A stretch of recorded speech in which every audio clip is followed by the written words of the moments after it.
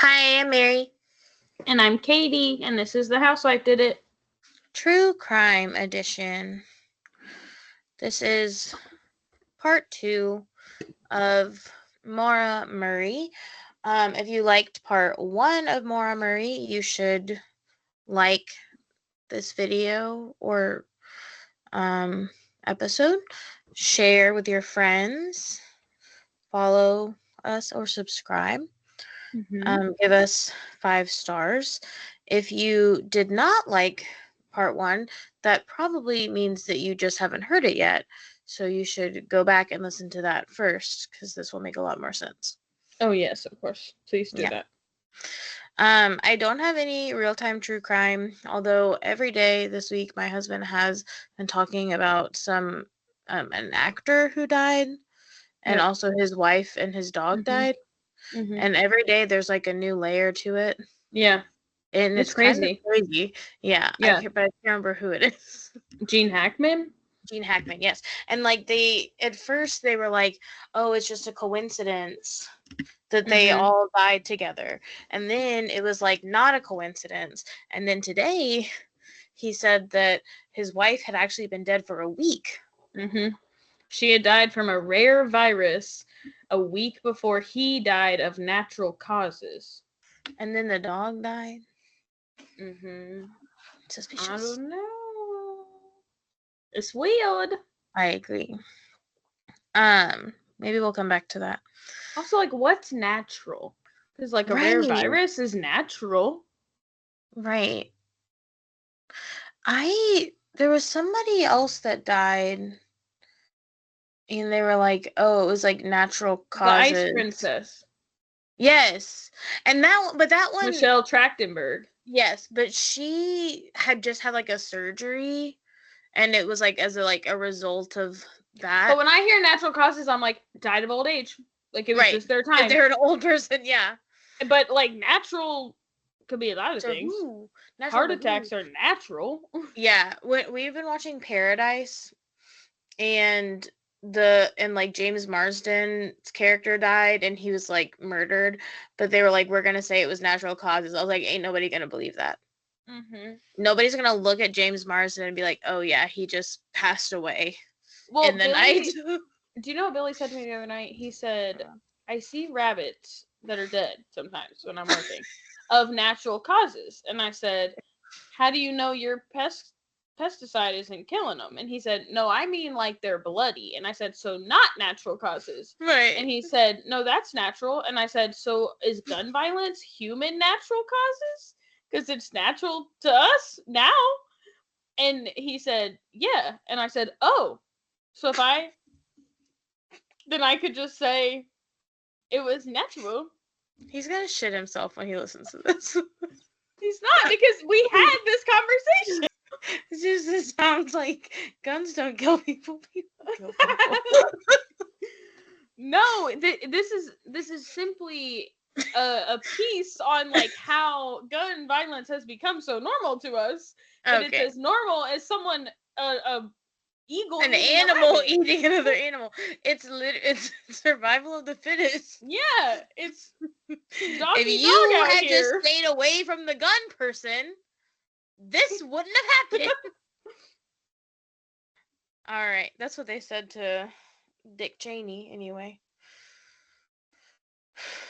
Okay. Are you ready?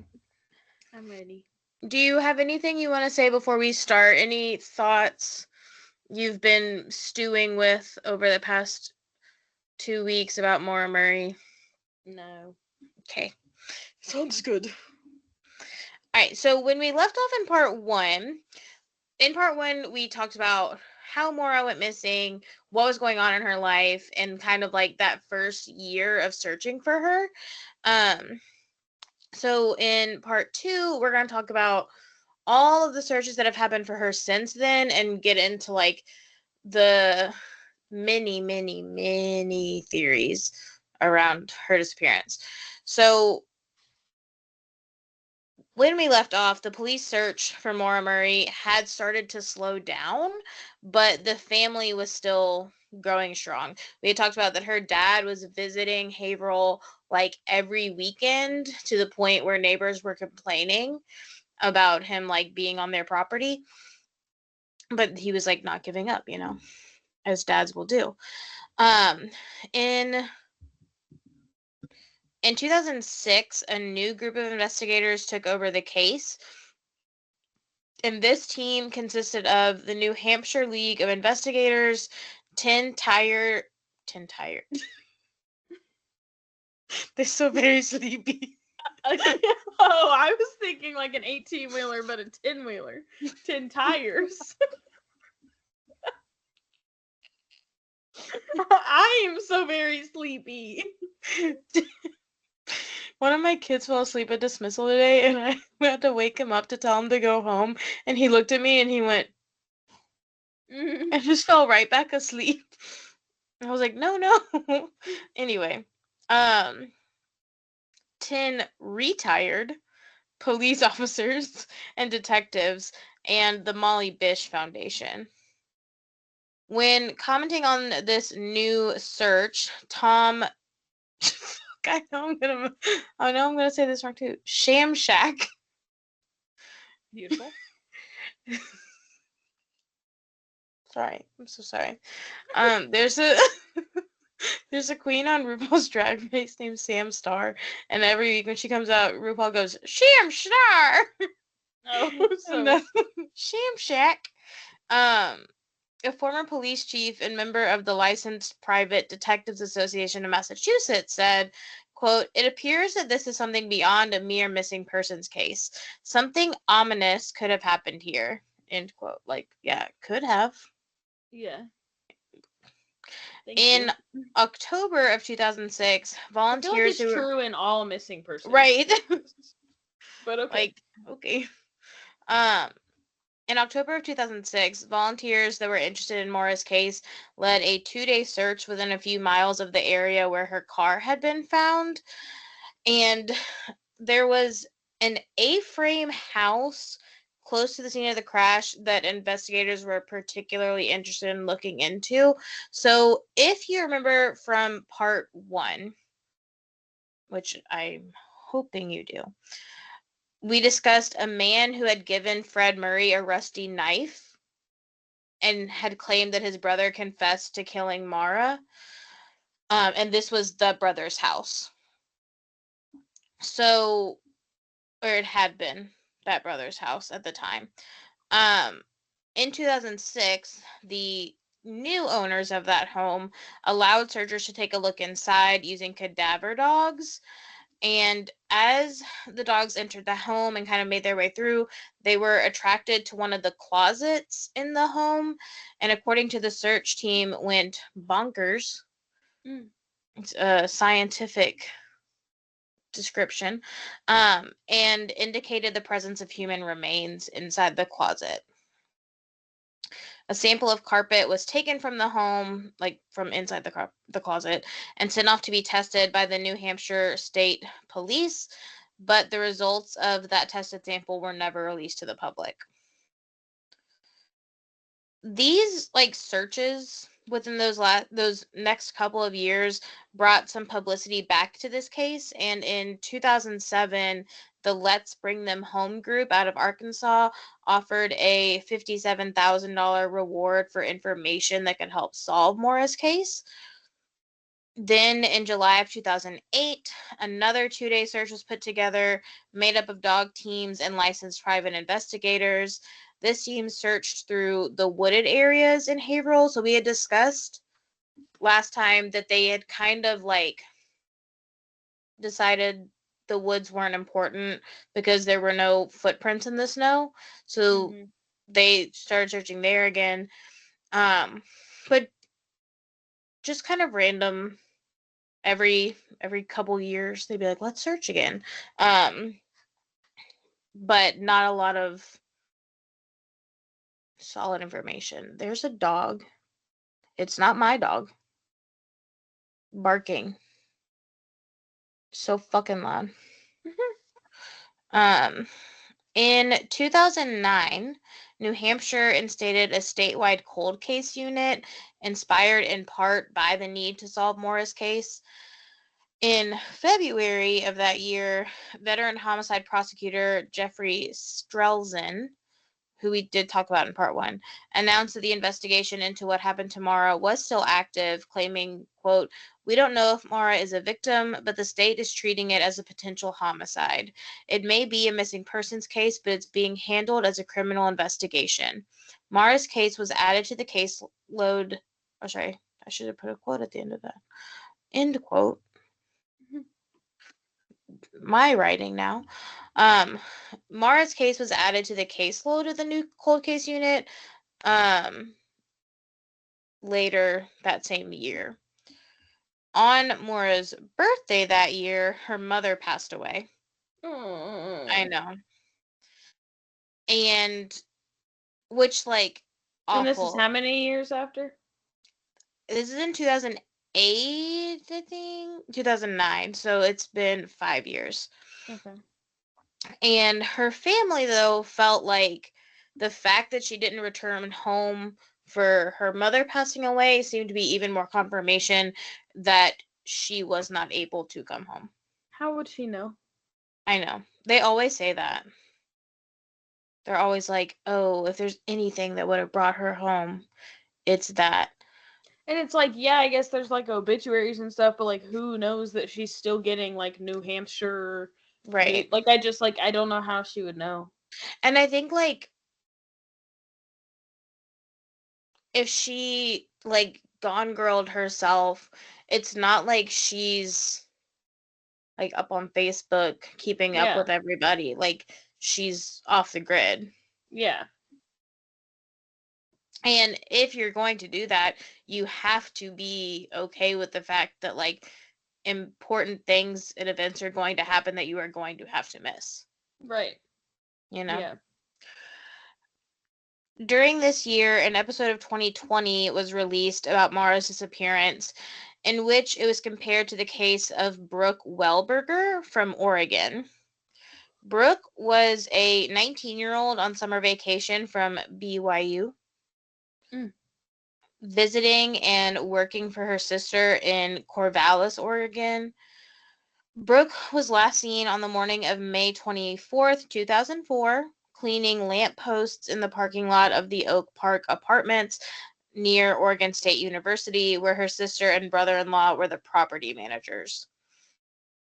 In Brooke's case, police began investigating her disappearance right away, and they actually said that normally they would wait to look into a missing adult because adults are free to come and go as they please. But based on information provided from the family, police felt like it was unlikely that Brooke would have disappeared on her own. Her family was, you'll never guess, part of the local LDS ward. And they helped, the ward helped organize the original search for Brooke. On November 30th, 2004, a foreign exchange student from the University of New Mexico reported having been beaten and raped by a man named Joel Patrick Courtney. The following year, he was charged with 19 counts of aggravated murder, kidnapping, sexual abuse, rape, and sodomy. On September 12, 2007, Courtney pleaded guilty to the attack on that UNM student and was sentenced to 18 years in prison, plus 5 to 20 years of parole. And eventually, police were able to link Courtney to Brooke's disappearance. Okay. Court documents proved that Courtney had been in Corvallis when Brooke went missing. His green van was spotted by several people, including an OSU employee who later identified Courtney in a lineup. Officials were later able to link Brooke back to DNA and hair samples found inside of that van. And in 2008, he confessed to abducting Brooke from the Oak Park Apartments parking lot and driving her into the woods outside of town. Then he bound her and put her back into the van and drove back into town to buy food. He raped her the following morning, and when she tried to fight him off, he bludgeoned her to death. This is his account of events. On September 21st, 2009, Courtney pleaded guilty to aggravated murder and was sentenced to life in prison without the possibility of parole. But his plea deal allowed him to remain incarcerated in New Mexico, his home state, in exchange for information on where to find Brooke's body. He did not want to be taken somewhere else because I think New Mexico doesn't have the death penalty. But do you think Oregon does? I don't know. I was gonna say, like, that is a plea deal I can live with. Yeah. A lot of the time, I'm not pleased. Right. But you want to stay there? What do I care? Fine. Her remains had been concealed in the woods on an abandoned logging road between Blodgett and Rinn in the Oregon Coast Range. So that's a whole other story, but they're comparing it to Maura's disappearance and potentially linking them. Courtney was considered a suspect in 2 to 3 other mysterious disappearances, but has been eliminated from them in some ways. So, like, I don't think that he's specifically been linked to Maura's disappearance, but the other 2 that he was linked to, and Maura and Brooke's case, are all very close in age. They're all like college age students. The time of their disappearance, like all within that same like spring of 2004 time, and they were all like very close to their families, which probably isn't super relevant, but just a fact. However, I do wonder, like, if anyone's really looked into his, I'm sure they have, but like his whereabouts in February of 2004. Yeah, I was gonna say spring of 2004, but like Oregon and New Mexico are at least like on the same side of the freaking country. Yeah. Not New Hampshire. Right. Another disappearance that Maura's case is often linked to is that of Brianna Maitland. So if you're worried about the distance, you might like this one better. Brianna was a 17-year-old who disappeared after leaving her job at the Black Lantern Inn the evening of March 19th, 2004. So about a month after Maura disappeared in Montgomery, Vermont. Okay. Remind me, how old is Maura Murray? She was 21. Okay. I believe when she disappeared.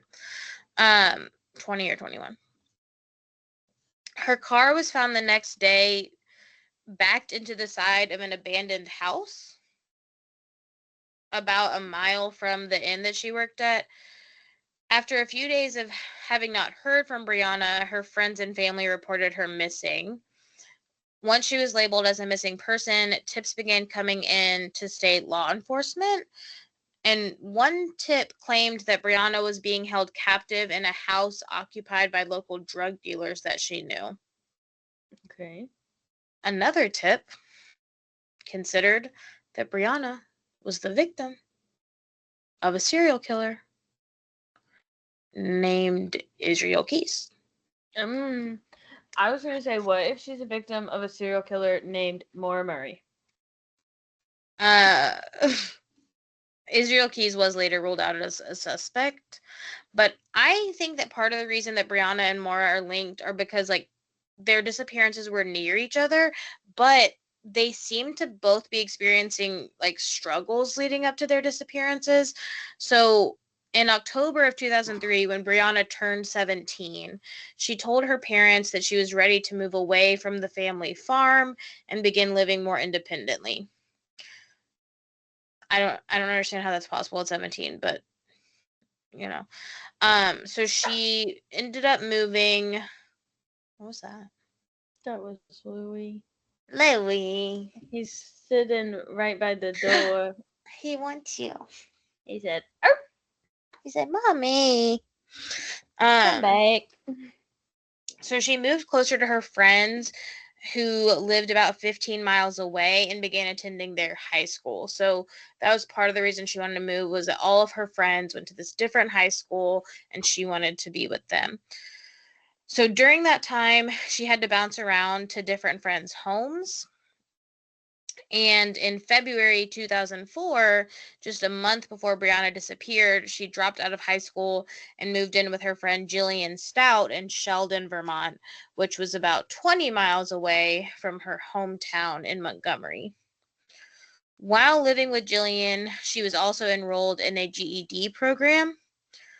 3 weeks before going missing, Brianna was involved in an altercation at a party by a former friend named Kelly LaCrosse. They think it was like over some issue with a boy. Of course they do. Yeah. Allegedly, LaCrosse approached Brianna, who, despite her martial arts training, refused to engage in a fight. She said, no. So LaCrosse attacked Brianna and broke her nose and gave her a concussion. So Brianna, this is so sad to me. Brianna filed charges, but they were dropped after she disappeared. Oh. I know. Which, like, I guess makes sense. So obviously Kelly LaCrosse killed her. What are you talking about? On the day she disappeared, Brianna went to take the test to receive her GED and then went out to celebrate with her mom for lunch. No. Brianna's mom, I know. And, like, that's the thing is, like, she wanted to live independently, but it's not like she, like, cut her parents out of her life. Yeah. And I think that that's nice. Brianna's mom said that she was in good spirits at lunch, and then they went shopping afterwards, and during that, Brianna seemed distracted. So they were checking out at one of the stores, and she told her mom to meet her outside. And I think they said she was taking a phone call. When her mom got outside, she said that Brianna seemed unnerved, shaken, and agitated, but she didn't want to pry, so she dropped her off at home, she said around 3:30 or 4. That evening, Brianna left a note for her roommate saying she would be back after work and then headed out in her 1985 Oldsmobile.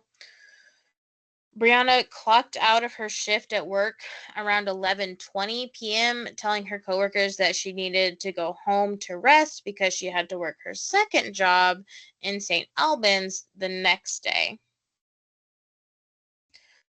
The following afternoon, Vermont State Troopers were dispatched to an abandoned house on Route 118 in Richford after Brianna's car was found backed into the side of the house. This house was known to locals as the Old Dutch Burn House. That's what they called it.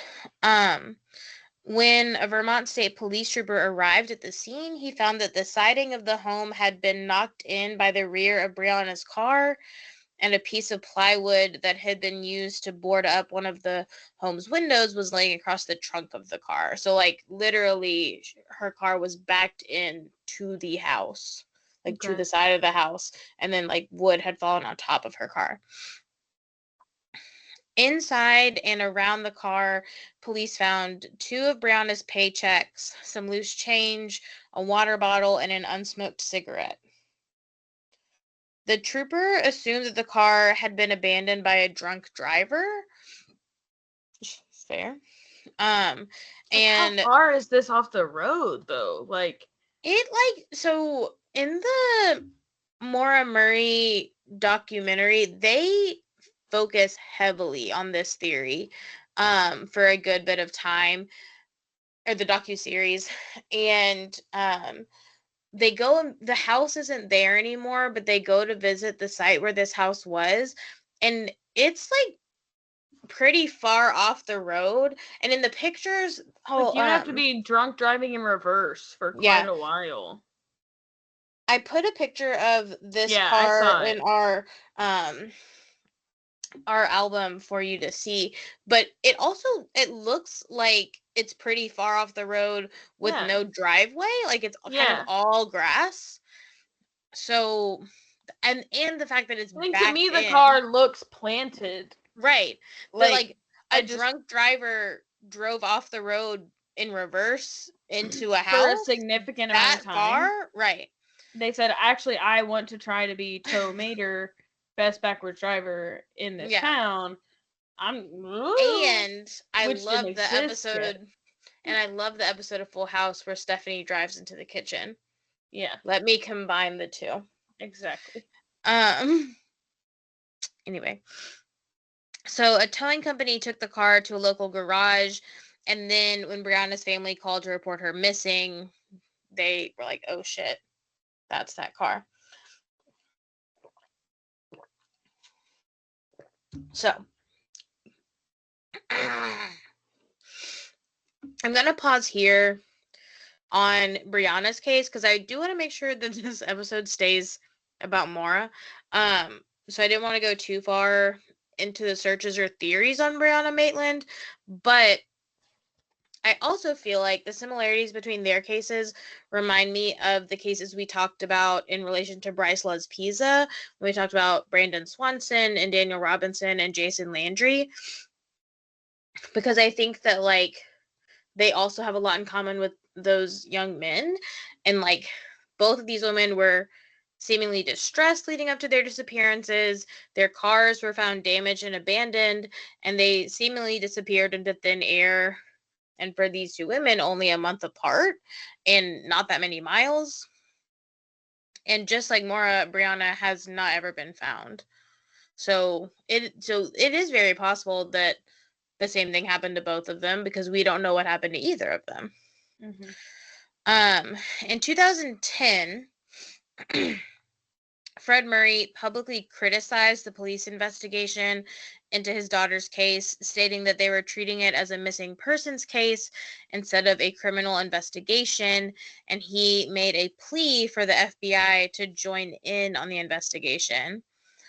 And then in 2014, he was quoted in an article from the New York Daily News saying he believed that Maura had been abducted the night she disappeared and that he also believed she was dead now. Jeffrey Strelzin continued to weigh in on the case and said in 2014, quote, "We haven't had any credible sightings of Maura since the night she disappeared." And then in 2017, he said, "It's still an open case with periods of activity, and at times it goes dormant. There are no new updates to share at this time." End quote. So, like, they don't have a lot going on. Yeah. And then in 2017, this is the year that docuseries came out, that was hosted by a journalist named Maggie Freleng, who was interested in the case because she grew up near there. And so she felt like she knew a lot about the area and, like, Maura's case. And in that series, she works really closely with the family and with retired investigators, the tired people.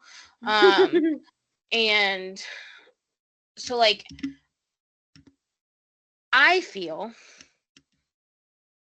like there are, like, two separate groups of people interested in finding Maura, and it's like the police and then, like, the family and everyone else.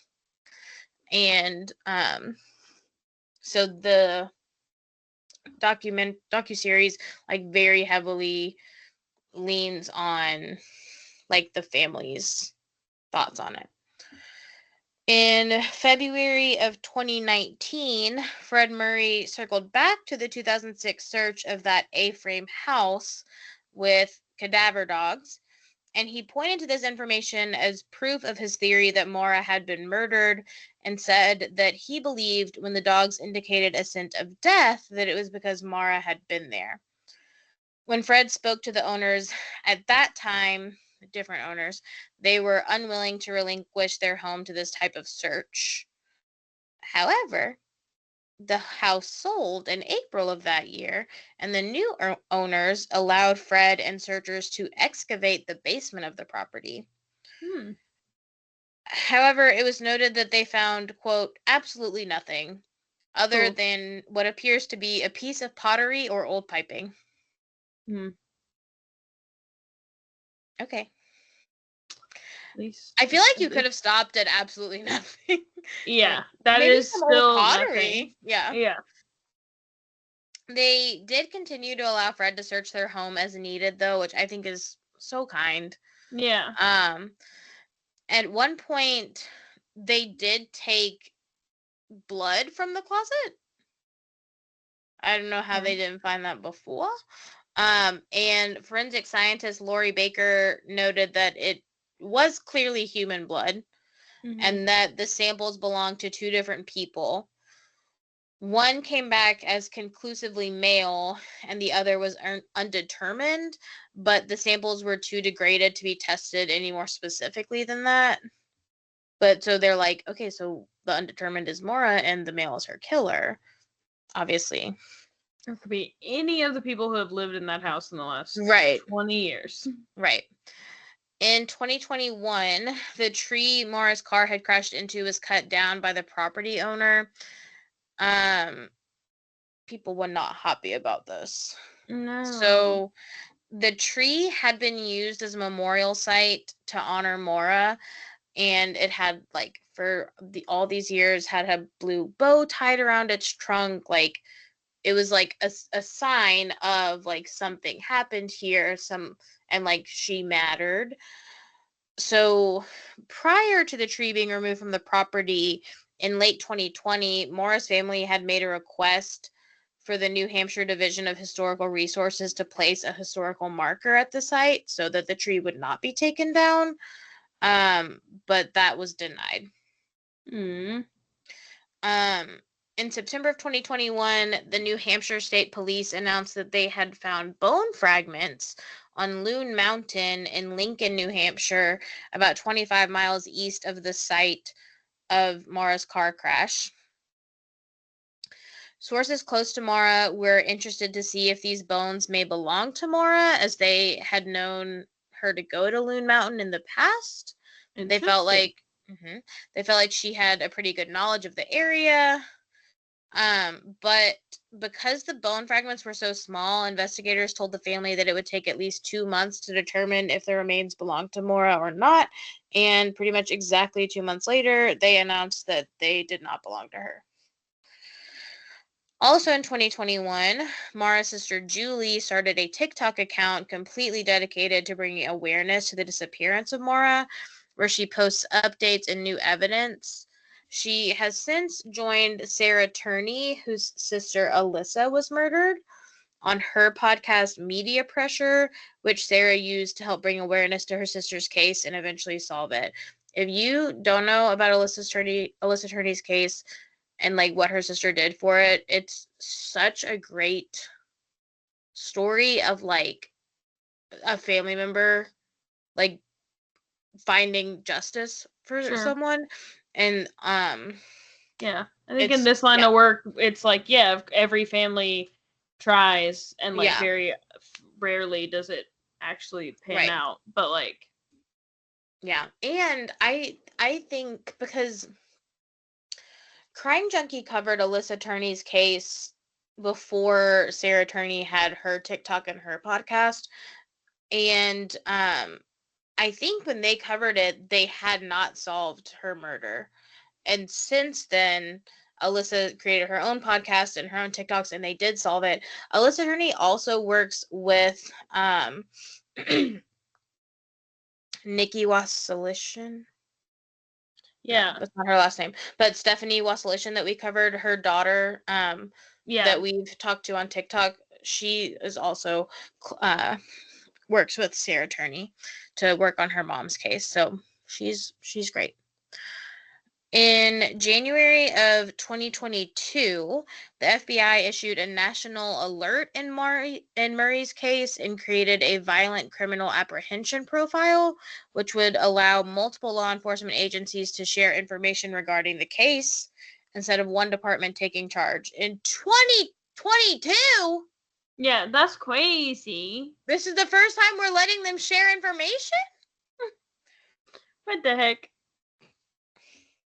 In July of 2022, law enforcement in New Hampshire initiated a search of the towns of Landaff and Easton, which did not turn up any new information.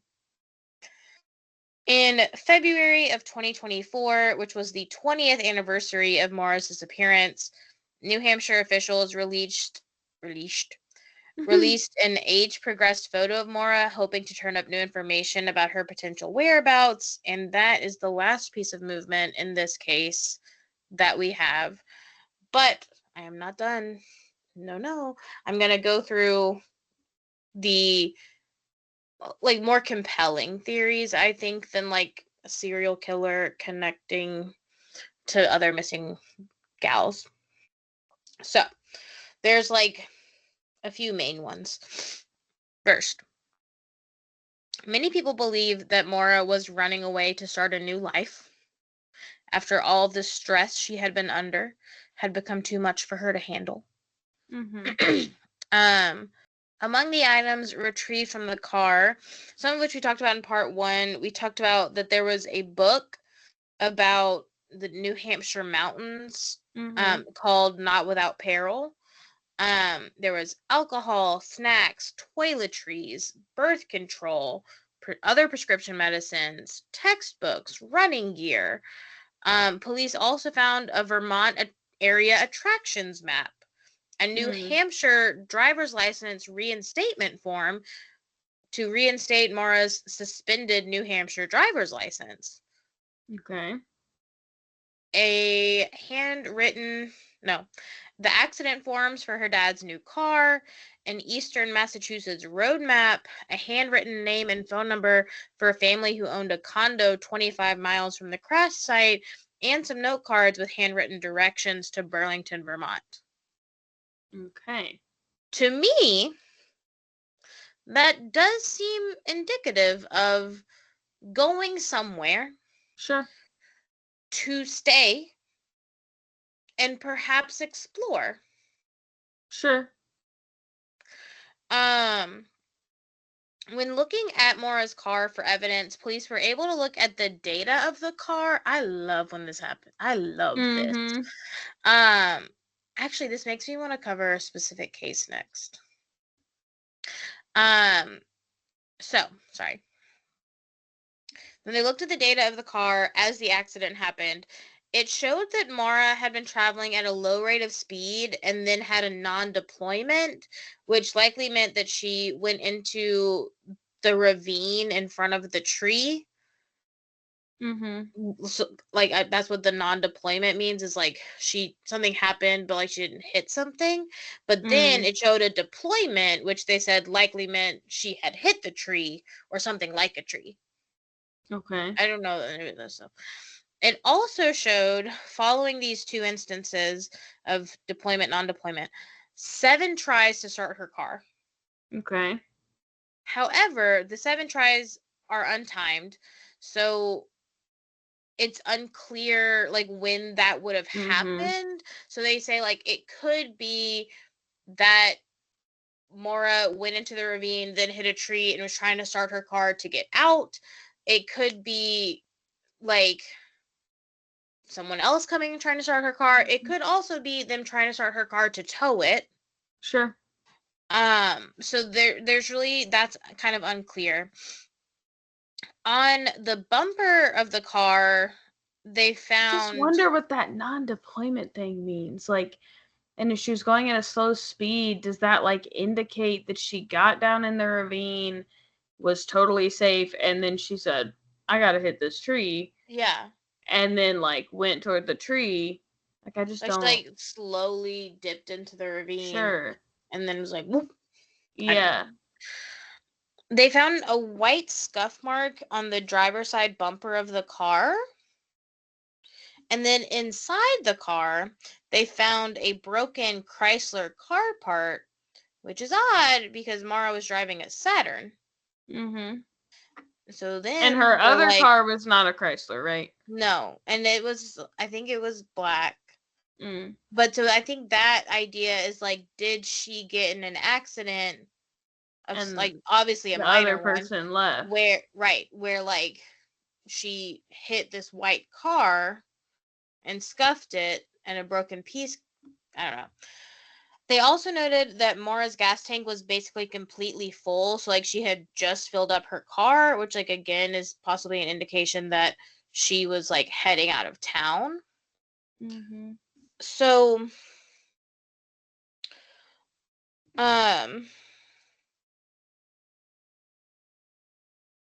okay, we're gonna go over like like specific reasons people think she might have like disappeared on purpose. One theory surrounding her disappearance is that she was involved in a hit and run as the perpetrator. Okay. So, a young man named Petri Vassie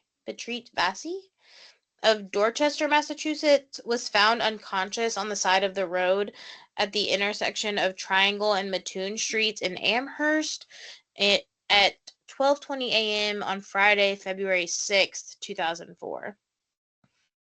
He spent over a month at Spalding Hospital in a coma and in critical condition.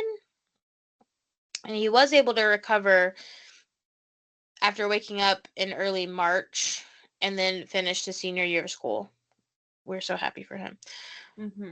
When people tried to ask what happened, he could not remember. He said that he had been out with a friend after drinking, and they were like walking. And he was fairly certain he had been hit by a car.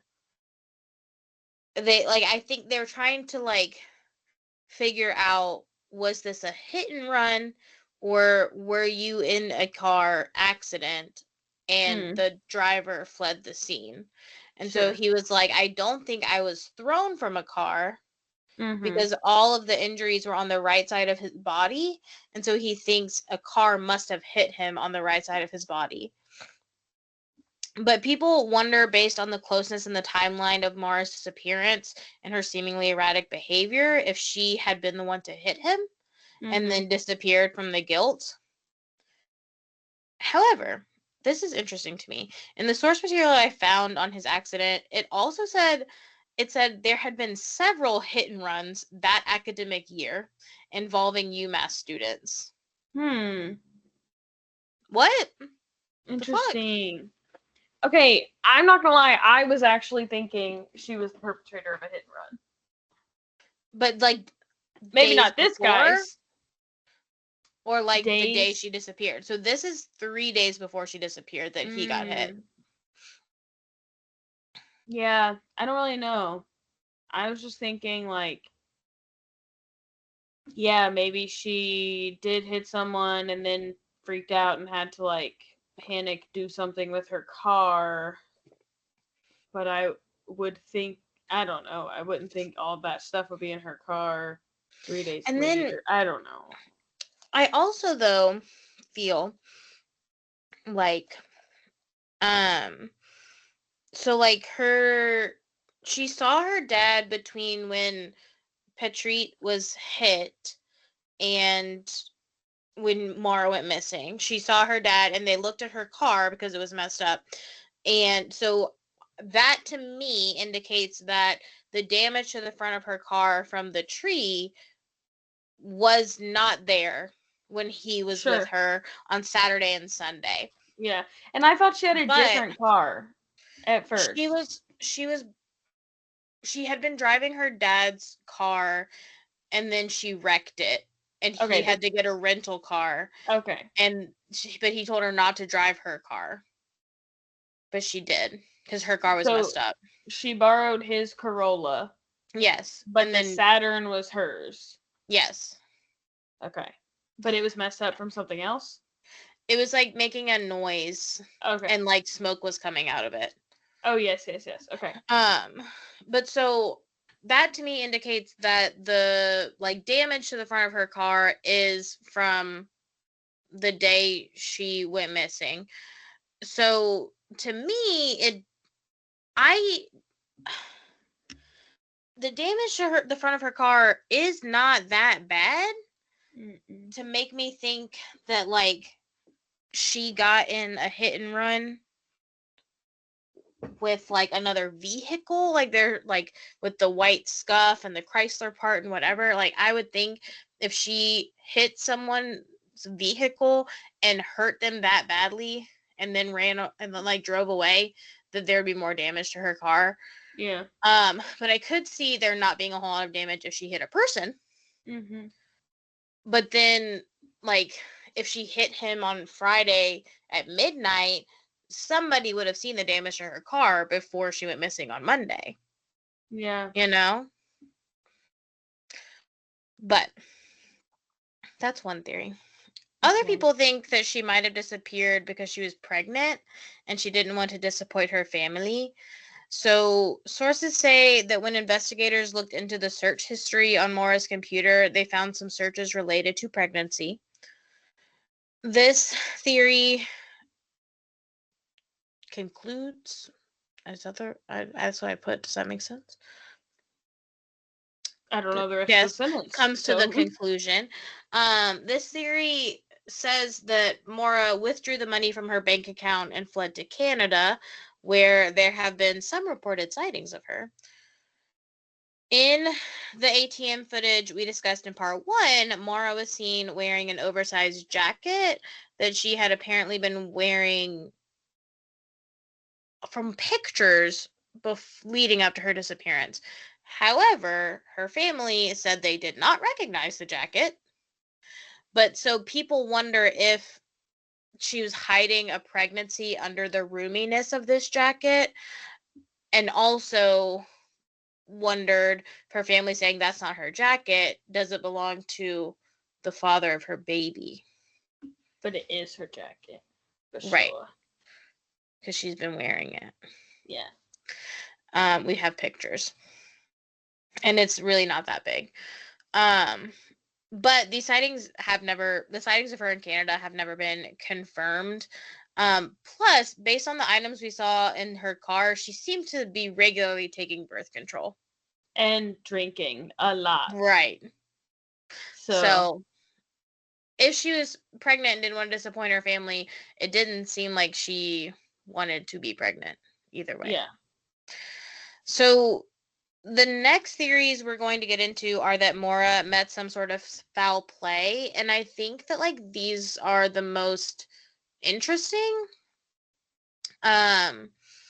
Do I think they're the most likely? I don't know, but I do think they're like compelling. So one thing people really get caught up on with Maura's case is that her scent disappeared in the middle of the street when the search dogs were looking for her. So people wonder if a stranger possibly followed Maura and drove her off the road and then took her in their vehicle when she was alone. But also the window of time that she was alone between like speaking to witnesses and police arriving was very, very small. And there were so many people that say like they heard her car hit the tree, all these things. Like if someone abducted her, wouldn't they possibly be able to hear that commotion as well? Sure. So but then people say, well, what if the person who picked her up in the middle of the street was someone she knew? Mm-hmm. Some people speculate that Maura was abducted and killed by a group of brothers that they call the Loon Mountain Three. Ah. And I read that and I was like, oh, that is a clearly established group of serial killing brothers. No. They're only talking about in this case. Oh, okay. They call them that. I guess because they don't say their names. So believers of this theory theorize that Maura may have known the Glenn brothers, aka the Loon Mountain Three, of Woodsville, New Hampshire, or that she was potentially dating one of them. This theory suggests that Maura was in the Haverhill area to meet a love interest, possibly one of the Glenn brothers, and that they picked her up from the crash site and then took her to another location where they killed her. 2 of the 3 brothers allegedly shared a home near the crash site, and they were known to visit the Mountain Club ski resort about 27 miles away. 27 miles to me is like kind of a lot. To drive? To be like, oh, like they sometimes stayed at a ski resort that's 27 miles from where she crashed. Like, oh, sure. I'm like, that seems like not that heavy a piece of evidence. Depends on like how deserted this area is. Like, is that like? Yeah. The closest? I don't know. Yeah. Some proponents of this theory also say that one of the Glenn brothers owned a red truck similar to one seen near Maura's crash site. This, no, I already said that. The reason that people focus on these brothers is that all three of them did not show up to work the following day. Suspicious. And when they went to work, they typically took Route 112, where Maura disappeared from. So, I mean, that's damning evidence right there. Another person that people think may have had something to do with this was Maura's track coach, whom she was having an affair with, Hussein Baghdadi. So this, to me, I gotta tell you this, as I say, as if I'm not reading a script to you. Apparently, the University of Massachusetts owned a cabin in that was my face too. That's weird. In the direction that Maura was heading, which Hussein frequently used. Oh. Now, I wrote that and I thought, is it in Burlington? I don't know. Because wasn't all her MapQuest stuff Right. going to Burlington? I don't know. So I was like, maybe that's normal for a northern school where like there's snow, but I don't understand the idea that a university owns a cabin. Like for what reason? Like for the purpose of teachers using it sometimes? Right. Like they didn't and understand. Like that's like I was like, is that just like a perk of the job? I wrote, I don't really understand the idea that the university owns a cabin, ? Like for what? ? And that faculty and staff are using it? Yeah. Like and like that it's way off campus, like miles off campus, to the point that like Maura is in another state and still isn't at it yet. Yeah. That you own it and that faculty and staff are going there regularly. Yeah, weird. I don't know. So apparently it was used most often on weekends and left alone during the week, which leads people to believe that Maura and Hussein knew they could be alone there. Okay. If they went, because she disappeared on a Monday. So this theory alleges that Maura and Hussein were planning on meeting up at the cabin, and that he is the one who met her on the road by her crash site and drove her away. As I mentioned in part 1, Hussein had hinted at Maura wanting to disappear, or at the very least get away from Bill, her terrible boyfriend. Mm-hmm.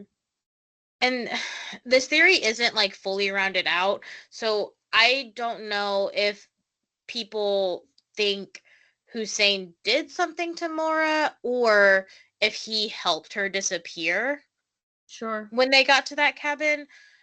However, I do think it's worth pointing out that Hussein noted in one of his interviews that he eventually found out Maura was sleeping with multiple members of the track team, and he said she was very promiscuous, it turns out.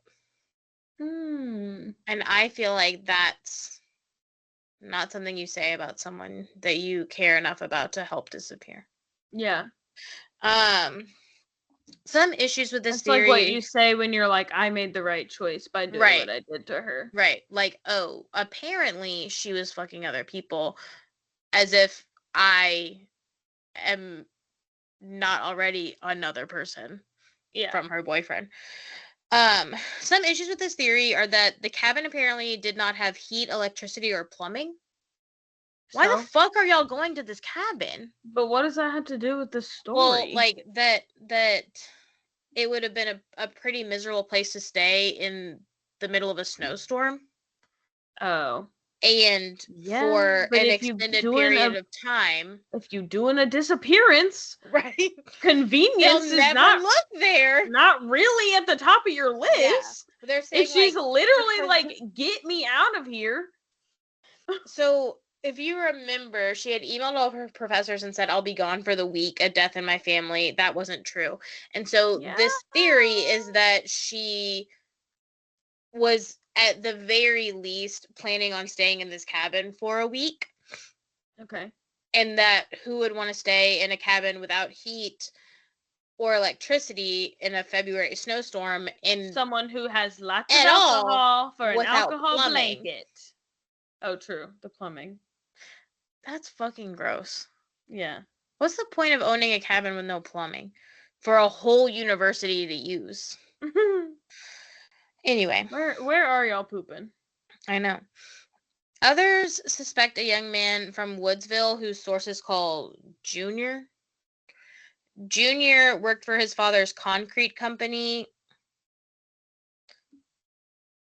Lock that away. And was seen driving a red truck on the evening of Maura's disappearance. So, like, this red truck comes up a lot, but it also is, like, kind of hard to pin down as a solid piece of witness evidence. So we talked about it with, like, the Loon Mountain 3 theory. We're talking about it now. But, like, people, when they talk about the red truck, it's not, like, one, like, solid, definitive, like, this is where the red truck was. So some people say they saw the red truck near the crash, and then some people say they saw it at a store nearby, but then the store owner said that they never saw a truck that night and that they did not have any shoppers at the time that Maura crashed. And then other people say they did see the truck that night, but they can't remember if they saw it before or after her crash. And then people are like, ooh, there are photos on that road on Google Images of a red truck. Like on, like, Google Maps. But those photos are from the fall of 2004, which is, like, months after she disappeared. And so they're like, I guess that the red truck is there all the time. Yeah. Okay, whose red truck's in the picture? But so that's kind of all over the place. However, this junior person, he joined the National Guard in 2004, shortly after Maura went missing, and moved overseas. But people wonder if he could have buried her under a concrete slab before he left, given his family's business. Mm-hmm. If that's your only reason for thinking that, that's crazy. Mm-hmm. But apparently that's not the only reason for thinking that. Junior is, how you say, a Murdoch type. So apparently Junior's family was a big deal in the town of Woodsville, and other residents said they would not have been surprised if police and lawyers were willing to look the other way if he had been in trouble.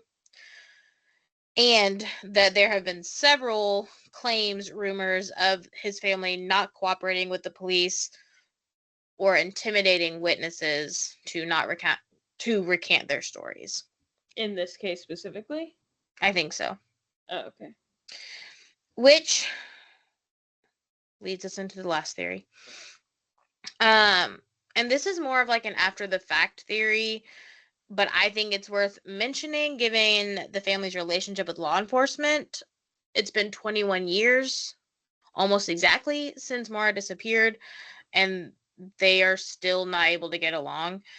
So one witness, we talked about this in part one witness reported seeing a police SUV parked nose to nose with Maura's car.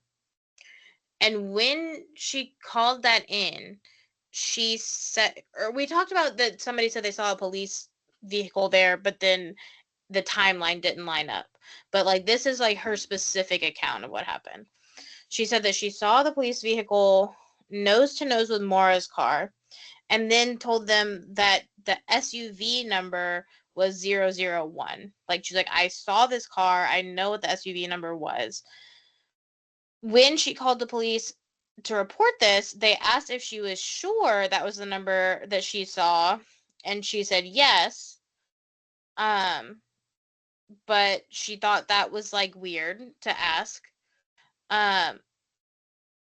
then they said that SUV 001 was registered at that time to an officer named Jeff Williams. And in 2009, Jeff Williams was taken off of the police force due to a drunk driving incident. Uh-oh. So this led people to wonder if Williams, in his white police SUV, had hit Maura's car while under the influence and then got rid of her as a witness to keep his job as a police officer. Because, like, she was obviously alive. Yeah. At the time of the accident. I'm also just, like, so confused. Like, they say she hit this tree, but her car is not up against a tree. But like, what, did she just fly back off the tree? Let me see what kind of car this SUV is. Is it a Chrysler? It's a Chrysler.